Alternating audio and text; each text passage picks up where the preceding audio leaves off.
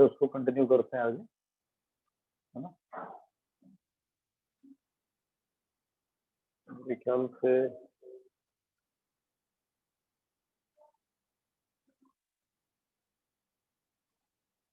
मैं up to question 7 शायद देखा होगा।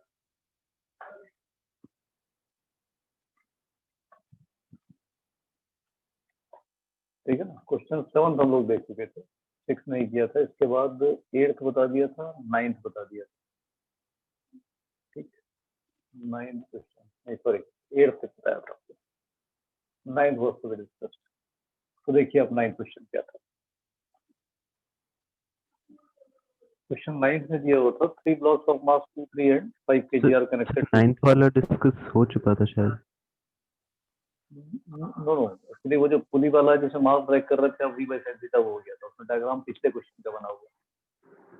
यस तो सर, 9th का डायग्राम बना 8th का है ना। Yes sir. तो एक ब्लॉक दिया हुआ है 2 kg का, एक 3 kg का और एक 5 kg का। ये question 2 kg, 3 kg and 5 kg। और क्या कहा गया इसमें, frictionless surfaces को पुल करते हो forces से from the side of the lighter mass so that it moves with an acceleration of 1। आप इसको इस साइड पुल करते हैं, पूरा सिस्टम 1 मीटर पर सेकंड स्क्वायर से ड्राइव होता है। ठीक है, T1 T2 denote the tension, then the value of F is। और ये तो आसान सवाल, इसमें तो कुछ है ही नहीं। सवाल ये कह रहा है कि 2, 3, 5 kg के 3 मासेस में आप इसको स्मॉलर मास की तरफ से ड्रैग करते हो और सिस्टम में एक्सेलरेशन प्रोड्यूस होता है कितना, 1 का एक्सेलरेशन प्रोड्यूस होता है। और स्प्रिंग में जो टेंशन है दिए हुए T1 T2 बट पूछा नहीं गया 10 न्यूटन। सीधा सीधा total mass which is to be drag, total mass कितना है, force is equal to mass into acceleration. Total mass drag कर रहे हो आप 2 + 3 + 5, एक्सेलरेशन दे रहे हो आप 1, आंसर इज 10 न्यूटन। अच्छा, मान लीजिए हमको T1 निकालना होता है, T1 कितना है,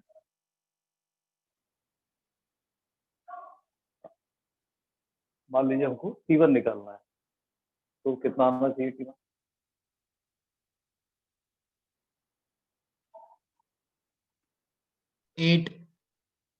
8 न्यूटन। बड़ा सिंपल है, बिल्कुल सिंपल है।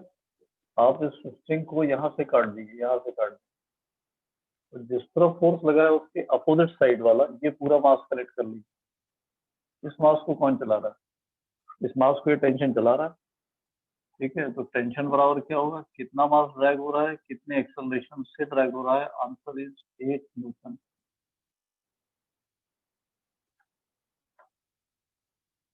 क्लियर। T2 निकालना है, कितना होगा सर 5 न्यूटन। 5 न्यूटन। तो यहाँ से काट दिए, T2 is equal to mass into acceleration, answer is 5 newton. Simple. ठीक, चलिए अगली प्रॉब्लम देखते हैं। क्वेश्चन 10 को देखें। अच्छा, क्वेश्चन कुछ आगे पीछे हो गया है, चलिए 10th देख लेते हैं। The length of N elastic spring is x when the tension is 5। इसी स्प्रिंग में जब टेंशन 5 को देते हो आप, स्प्रिंग की लंबाई 1 and length is y when the tension becomes 7। What will be its length when tension is 9 newton. ये actually elasticity of force chapter की ओवरलैपिंग प्रॉब्लम है। तो क्वेश्चन 10 में ये दिया गया है कि कोई स्प्रिंग है, स्प्रिंग में जब टेंशन 5 न्यूटन है तो उसकी लेंथ x है, और जब टेंशन बढ़ा के 7 कर दिया आपने, स्ट्रेचिंग फोर्स बढ़ा कर दिया, तो लंबाई y। तो पूछा गया है कि जब 9 न्यूटन का फोर्स लगा होगा तब स्प्रिंग की लेंथ क्या होगी, ये सवाल।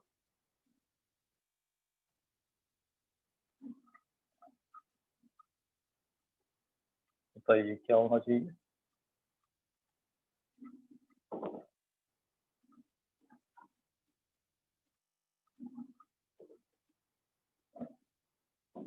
ये किस चीज पर सवाल है, जब किसी स्ट्रिंग को या स्प्रिंग को आप पुल करते हो तो एक्चुअली जो फोर्स है और इलोंगेशन है प्रोपोर्शनेट होते हैं। स्प्रिंग और स्प्रिंग में जब हम उसको स्ट्रेचिंग करते हैं तो force and elongation are proportionate.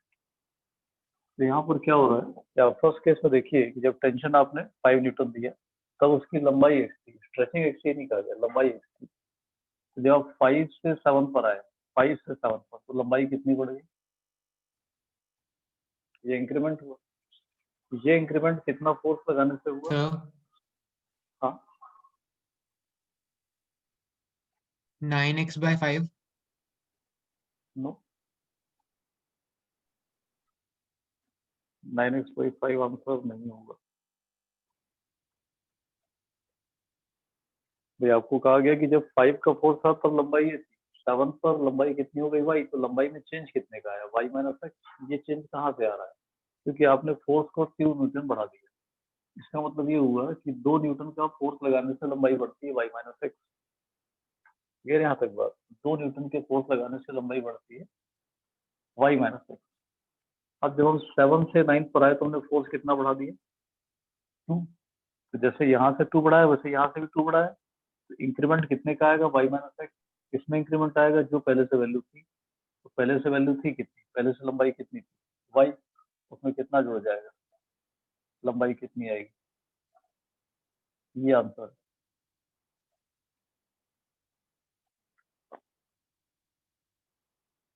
देख लीजिए, करेक्ट है। Sir, please repeat. आपने क्या किया? when length was 5 newton, when tension was 5 newton, length of the string was x. आपने टेंशन को इंक्रीज किया, 7 पे लाए, तो लंबाई x से बढ़ के कितनी हो गई y? तो लेंथ में चेंज कितने का है? y minus x. ये क्या कहलाएगा? इलोंगेशन। इतना इलोंगेशन आ रहा है जबकि आप फोर्स अप्लाई कर रहे हो 2 न्यूटन। 2 न्यूटन फोर्स लगाने से इतना लंबाई में इंक्रीमेंट आया। अब आप 7 से 9 पर जा रहे हो, तो again you are increasing the force by 2। You are increasing the force by 2।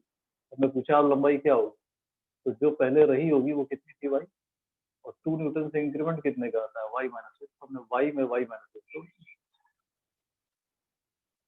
मान लो हम पूछ ले जब फोर्स 10 न्यूटन होगा तब लंबाई कितनी होगी, बता सकते हो आप?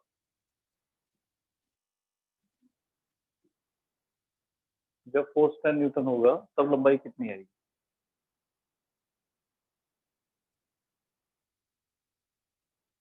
बताइए। 2y minus x plus y minus x/2 2, correct. भाई जब आप 9 न्यूटन पर थे तो 9 न्यूटन पर ऑलरेडी लंबाई कितनी हो चुकी थी? 2y माइनस एक्स तो ऑलरेडी थी लंबाई। हमको बस ये देखना है इसमें कितने का चेंज हो जाएगा। तो 2y माइनस एक्स, ये लेंथ ऑलरेडी थी, और 2 न्यूटन से इतने का चेंज आता है, 1 न्यूटन से कितने का चेंज आएगा? ये आंसर होगा, that is 2y plus 5/2, this 5y/2 minus x/2, this is minus 3x/2। Answer is 5y minus 3x/2। ये आंसर है। हाँ, Yes. हाँ हाँ बताइए। अगर इसको डायरेक्ट इनवर्स वेरिएशन से करेंगे तो क्या होगा? इनवर्स आ जाएगा वेरिएशन ना? से नहीं होगा। डायरेक्ट डायरेक्ट हाँ डायरेक्ट डायरेक्ट वेरिएशन। प्रोपोर्शनलिटी से करोगे आपको आ जाएगा। If you are keeping length change proportional to the force apply, तभी ये सॉल्व होगा। सर तो वही आया था 9x/5। आप एक बार जरा करेंगे? नहीं, कैसे आएगा बताइए? ये वैल्यू 9x/5 ना, कैसे आएगी बताइए? तो वो मैंने पहले 5/x is equals to 7/y किया था, फिर क्रॉस मल्टीप्लाई करके x की वैल्यू आई 5x/7। जस्ट मिनट, सबसे पहले क्या किया आपने बताइए? 5/x is equals to 7/y। 5/x is equal to 7/y। ये कितना था इसका? भाई 5x जो है, एक्चुअली आप ये इसमें भूल रहे हो कि x इलांगेशन नहीं, x लंबाई। फोर्स प्रोपोर्शनेट होता है इलांगेशन के, लेंथ के नहीं। ये इलांगेशन थोड़ी। सवाल में ये कहाँ कहा गया कि x इलांगेशन? सवाल ये कह रहा है कि जब टेंशन 5 है तब लेंथ x, इलांगेशन x नहीं। अगर इलांगेशन x होता तो statement correct. This is not elongation. Clear है? समझ आ गई बात क्या पार्ट है? यस आप ये सर। समझ रहे हो इतने फोर्स पर ये इलांगेशन है, तो आपने क्या किया कि 1 सेंटीमीटर की इलांगेशन के लिए फोर्स डिमांड निकाल दी, वही यहाँ निकाल ली, इक्वेट कर दी। तो ना तो ये इलांगेशन है ना ही ये इलांगेशन है, दोनों लेंथ है। आप बजाय उसकी इसको ऐसा देखो कि जब आप 5 से 7 पर गए तो 5 से 7 जाने में फोर्स क्या एग्जर्टेड है, तो 5 तो पहले से था, फोर्स एग्जर्टेड इज 2, इलोंगेशन कितना आया क्लियर। 7 से 9 कितना फोर्स लगा रहे हो, इलोंगेशन कितना आएगा निकालना चाहते 10. 2 and 2 and कैंसिल, इलोंगेशन क्या आएगा y माइनस इतना,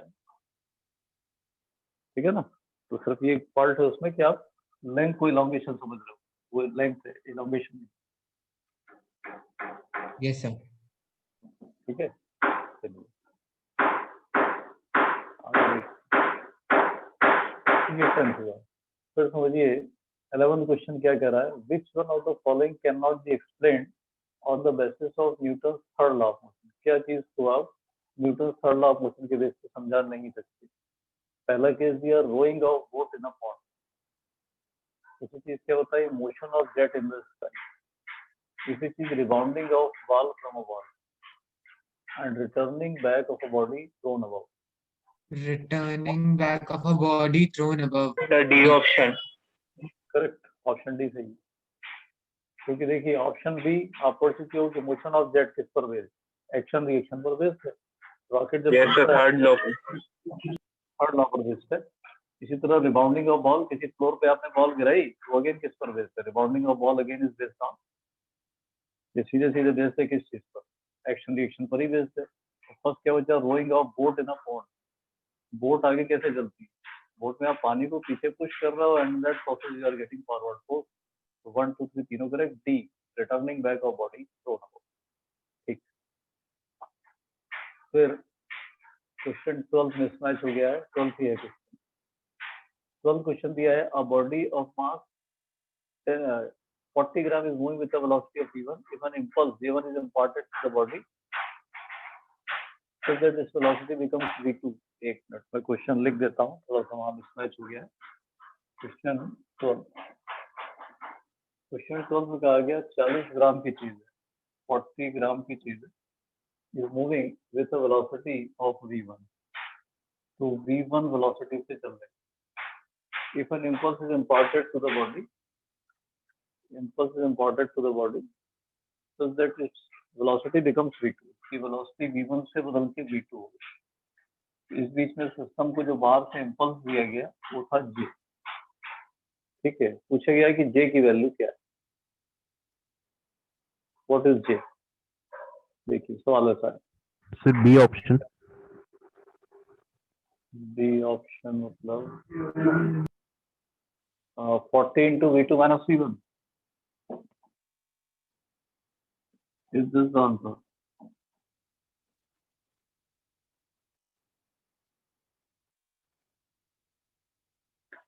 देखिए ये क्या दिया हुआ है, दिस इज इम्पल्स, किसी सिस्टम को आप क्या इम्पल्स दे रहे हो, ये इम्पल्स, ठीक है। अब हम ये जानते हैं कि इम्पल्स का मतलब होता है F dot time variation which is the final momentum minus initial. आपके सवाल में इम्पल्स को कहा गया है ये बराबर होना चाहिए फाइनल मोमेंटम मतलब mass into final velocity minus mass into initial velocity. आपके क्वेश्चन में जो मास है दिस इज गिवन 40 ग्राम, बाहर निकाल दिए, final velocity v2, initial velocity v1, answer, ठीक है।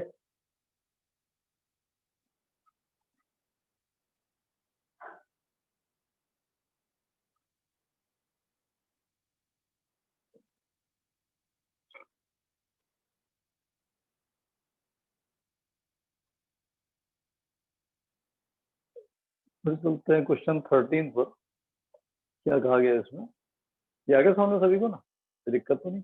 नहीं सर, प्लीज फिर से समझा दीजिए। A rope of length 10 meter and linear density 0.5। हाँ हाँ बताइए। सर थोड़ा सा उसमें सर फिर से एक और बार फिर से समझा दीजिए। Please sir.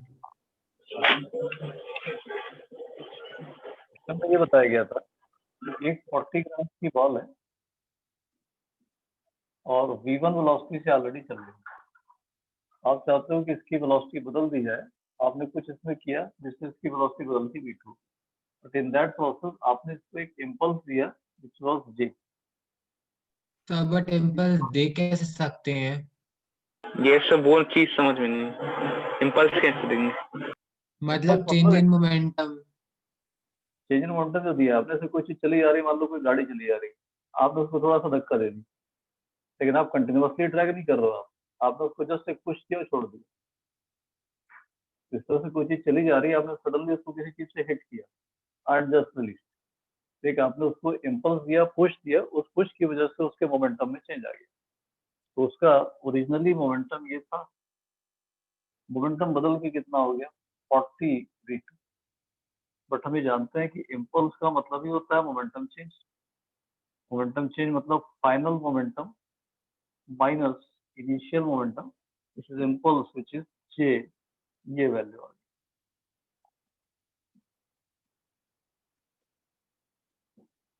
ये वैल्यू आ गई 40v2 minus v1। Clear?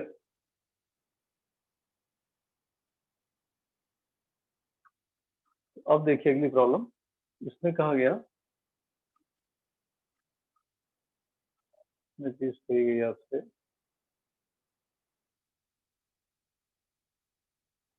Rope of length 10 metre, 10 metre की कोई रोप,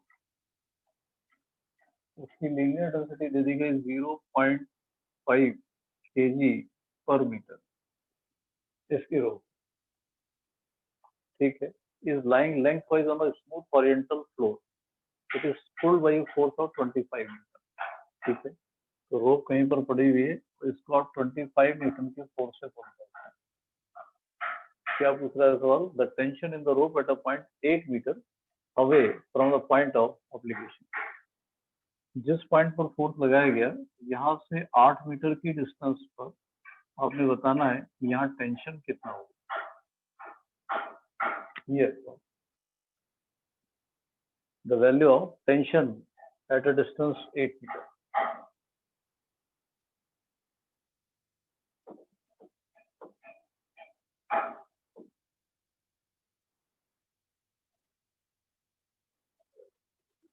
क्या करना चाहिए? जहां पे टेंशन चाहिए यहाँ से काट दिए, जहां फोर्स लगा है उसके अगेंस्ट इस पूरी चीज को बॉक्स में डाल दीजिए, मास कितना है।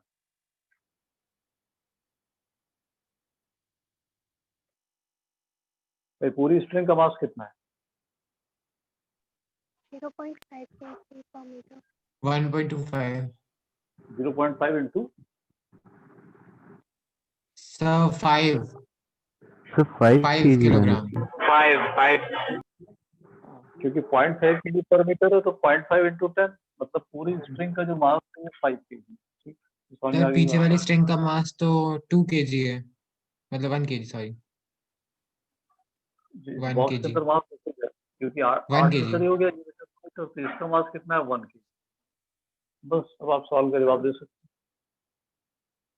अब आप तुरंत समझ सकते हैं, जब इसको आप ड्रैग करोगे तो इसमें एक्सेलरेशन कितना आएगा पूरे सिस्टम में। Total force by total mass, total force कितना दिया, टोटल मास कितना?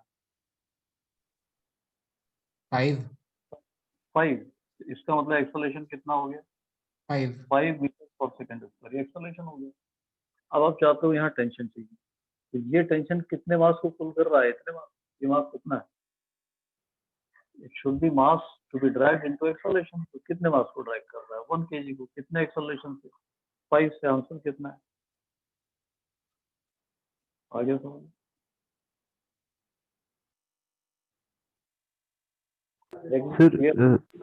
Yes, sir. Point of application से 8 मीटर दूर कैलकुलेट करना था ना? हाँ, पॉइंट ऑफ एप्लीकेशन। ये अगर 8 मीटर है, पूरी स्ट्रिंग की लंबाई कितनी होगी? 10 मीटर। तो अगर ये 8 है, इसका मतलब इसके आगे 2 मीटर।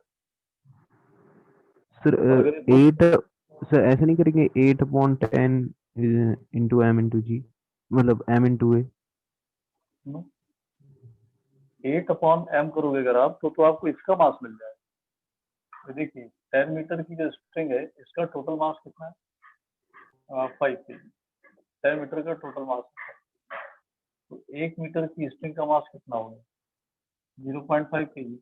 हम जानना चाहते हैं कि जो 2 मीटर स्ट्रिंग है यहाँ पे, क्योंकि यहाँ जो टेंशन है वो इस इतने पार्ट को ड्रैग कर रहा है ना, कि इसको। जहां पर फोर्स लगा इसके अपोजिट साइड वाला मास चाहिए पड़ता है। क्लियर? तो 2 मीटर का जो मास है, ये मास कितना निकल के आ रहा है? 1 के। ये टेंशन जिस मास को ड्राइव कर रहा है वो मास सिर्फ 1 kg। Mass into acceleration 1 into 5, कहीं भी निकल रहा। हमने अगर पूछा होता कि यहाँ से 2 मीटर पे टेंशन बताइए, तब वो कैलकुलेशन होता जो आपके। अगर हमने सवाल दिया होता कि पॉइंट ऑफ एप्लीकेशन से 2 मीटर पर चले जाइए और यहाँ टेंशन बताइए। सर वो तो क्वेश्चन में दिया है ना कि 8 मीटर अवे है। 8 मीटर, हाँ 8 मीटर ऑलरेडी दी हुई, कोई नो कंफ्यूजन। आपको ये ध्यान रखना है कि जहां फोर्स लगा हुआ है उससे अपोजिट डायरेक्शन का मास आपको देखना है। जहाँ कट कर रहे हो आप, एक तरफ फोर्स है एक तरफ नहीं, जिस तरफ नहीं है वो मास उठा, जहाँ फोर्स नहीं उस तरफ का मास उठाना है, क्योंकि टेंशन चला रहा है।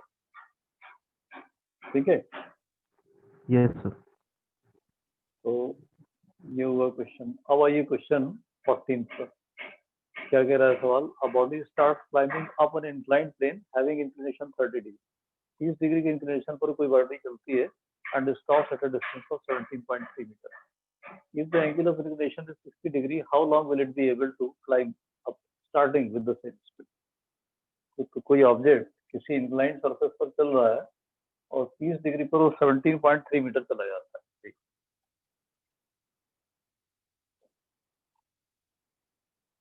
क्वेश्चन ये कह रहा है कि कोई इंक्लाइंड सरफेस है और ये 30 डिग्री पर इंक्लाइंड, और कोई ऑब्जेक्ट एक सर्टेन वेलोसिटी से इसके ऊपर चलना शुरू करता है।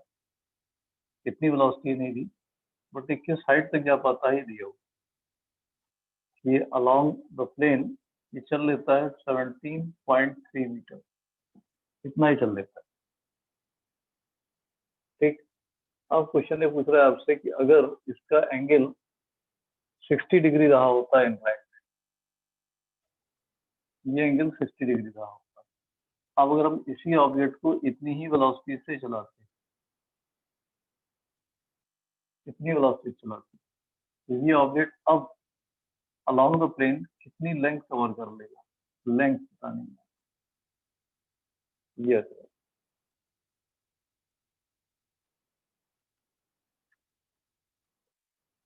Question clear? कोई मास है पहले इस इंक्लाइंड प्लेन पर जा रहा है जिसका इंक्लिनेशन 30 डिग्री, कुछ मास है कुछ वेलोसिटी है, कितना लंबाई चल लेता है along the plane? This length is 17. ठीक है ना, फ्लोर से हाइट नहीं दे रहे हैं, ये लंबाई दे रहे हैं। अब जब इसी का एंगल आपने 60 डिग्री कर दिया, फिर उसी ऑब्जेक्ट को छोड़ दिया, तो वो अलोंग द प्लेन कितनी लंबाई तक जा पाएगा? ये है सवाल आपका।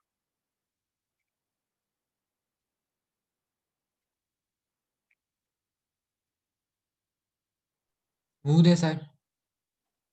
बताइए क्या होना चाहिए? सेम रहेगा क्या आंसर, चेंज हो जाएगा? नहीं सर, सेम नहीं रह सर चेंज सकता। हो जाएगा।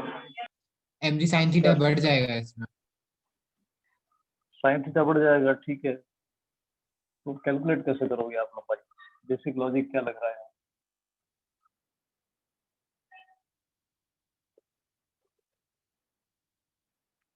बताइए क्या आपके सर पास जिस लॉजिक? वेलोसिटी से जा रहा है उस पर एक्सेलरेशन जिस फोर्स के कारण लग रहा है mv sin थीटा है, तो वेलोसिटी और एक्सेलरेशन से हम कुछ कर सकते हैं कि फाइनल वेलोसिटी 0 है, तो इस टाइप से।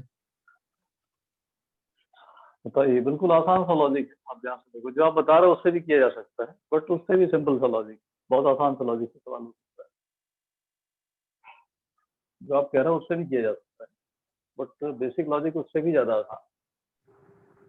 किसी भी चीज को आप चला रहे हो, वो ऊपर जा रही है, उसकी वेलोसिटी कम होती जा रही है। क्यों कम होती जा रही है? सर फोर्स लग ग्रेविटेशनल रहा है, फोर्स। एक्सेलरेशन रिटार्डेशन ग्रेविटी की सर। रिटार्डेशन हो रहा है। तो आपको इस एंगल से कुछ लेना देना है क्या? एक्चुअली ये ऑब्जेक्ट यहाँ से चला, पर्टिकुलर हाइट पर गया, तो इसकी काइनेटिक एनर्जी यहाँ जाके खत्म हो गई, किस में कन्वर्ट हो गई? Potential energy. Potential energy. तो एक्चुअली जितनी पोटेंशियल एनर्जी यहाँ पर है, ऑब्जेक्ट चले चाहे किसी भी प्लेन पे चले, एक्चुअली आना तो उसको इसी हाइट पर पड़ेगा ना। क्या एंगल कुछ भी रख कर आप, उससे क्या फर्क पड़ेगा भाई? पोटेंशियल एनर्जी जो होती है वो तो हाइट पर डिपेंड करती है। तो जो हाइट आप यहाँ देख रहे हो, इररेस्पेक्टिव ऑफ दिस एंगल, ये हाइट तो यहाँ सेम थी, क्योंकि एनर्जी जो है वो तो किसी चीज को नीचे से ऊपर ले जा रहा हो, तो काइनेटिक एनर्जी कन्वर्ट हो रही है किस, सॉरी, जो आप ऑब्जेक्ट की काइनेटिक एनर्जी उसको बेसिकली किस में कन्वर्ट कर रहे हो, ग्रेविटेशनल पोटेंशियल एनर्जी, तो वो तो हाइट के साथ बढ़ेगी। इसका मतलब जो हाइट रीजन है इन बोथ द केस में वो कैसी चाहिए, सेम। बताइए, क्लियर है बात? Yes sir. सर तो मतलब ये एंगल पे भी डिपेंड नहीं करेगी। एंगल से कुछ नहीं होगा, एंगल कुछ भी रखते रहो आप, जब तक हाइट सेम नहीं आएगी पोटेंशियल एनर्जी का एंगल से क्या लेना है। पोटेंशियल एनर्जी तो होती है mgh, जब तक हाइट सेम नहीं आएगी तब तक एनर्जी सेम आएगी नहीं।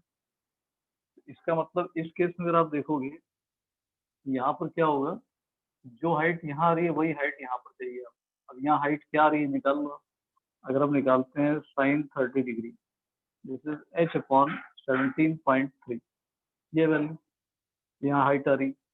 साइन 30 कितना होता है 1/2, तो 1/2 इंटू 17.3, दिस इज h। ये फर्स्ट कैलकुलेशन से पता लग गया कि हाइट, यही हाइट यहाँ चाहिए। तो यहाँ साइन 60 डिग्री बराबर कितने के, h/l। ठीक है, अब साइन 60 डिग्री कितना होता है √3/2, दिस इज h/l। तो l कितना चाहिए, 2/√3 इंटू h कितना है 1/2 इंटू 17.3, और 2 करिए कैंसिल। अब √3 कितना होता है जानते हो गया, ये होता है 1.732। 0.713। ठीक है ना, ये वैल्यू कितनी आएगी, नियरली 10 मीटर आएगी।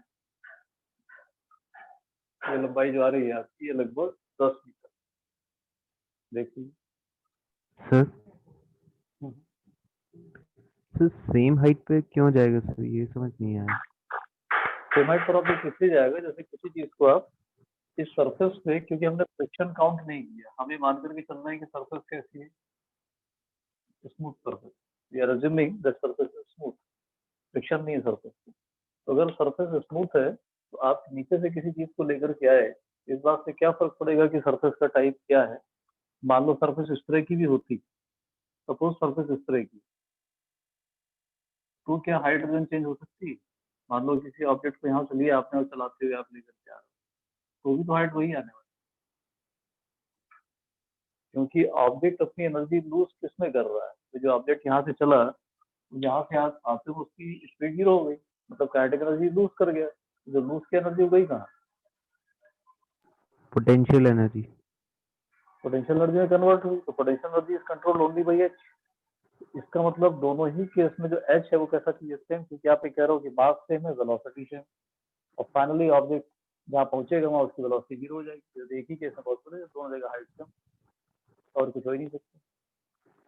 यस तो सर। कंफ्यूज करने के लिए आपको एंगल एंड अदर थिंग्स, तो कई सवाल देखोगे आप, वो केवल हाइट से पोटेंशियल एनर्जी रिलेट हो रही है। अच्छा, अब क्वेश्चन देखते हैं 15। A rocket of mass 120 kg is fired in the gravity freeze. It ejects gases velocity 600 की स्पीड से गैसेस निकलती हैं at the rate of 1 kg per second. What will be the initial acceleration of the rocket? ठीक है, draw कर लेते हैं पहले। क्या कहा गया क्वेश्चन में,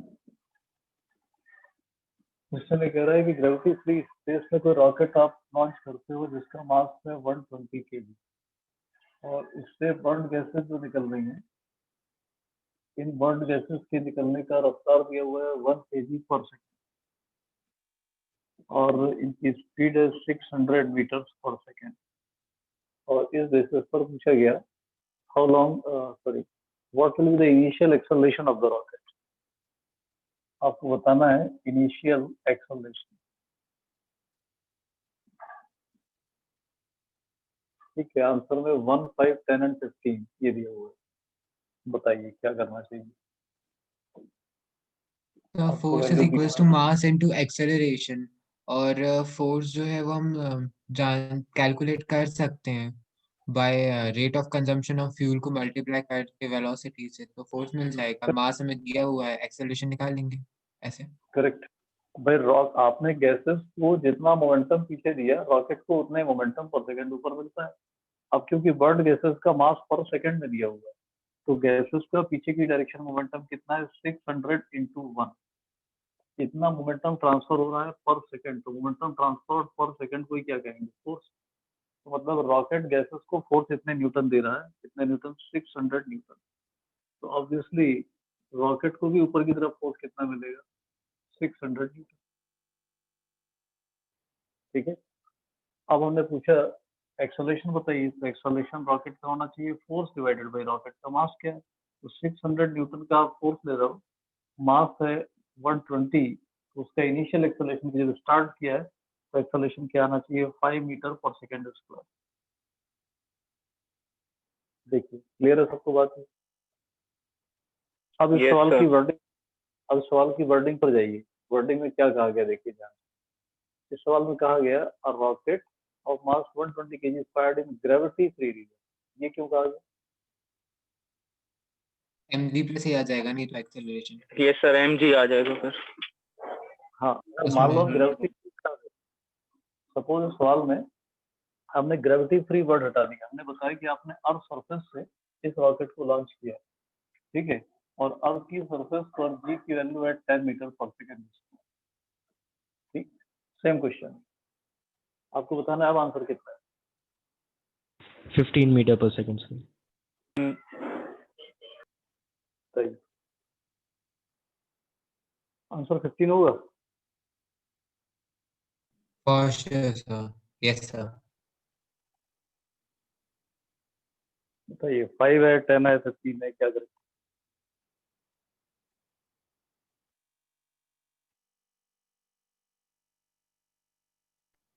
फाइव ही Sir, रहेगा। 50.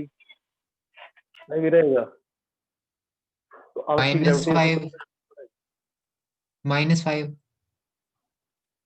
नहीं सॉरी 5 ही रहेगा sir relative acceleration sir minus होगा ना, रिलेटिव एक्सेलरेशन अगर निकालेंगे।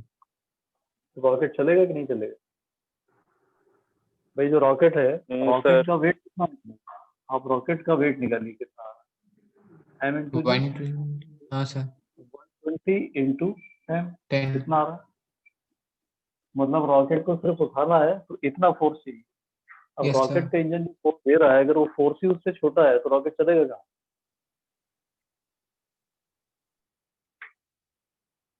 रॉकेट का खुद का वेट ही है 1200 न्यूटन, और रॉकेट का जो इंजन है वो उसको फोर्स क्या प्रोवाइड कर रहा है, 600 न्यूटन। तो क्या रॉकेट चलना शुरू करेगा? No, sir.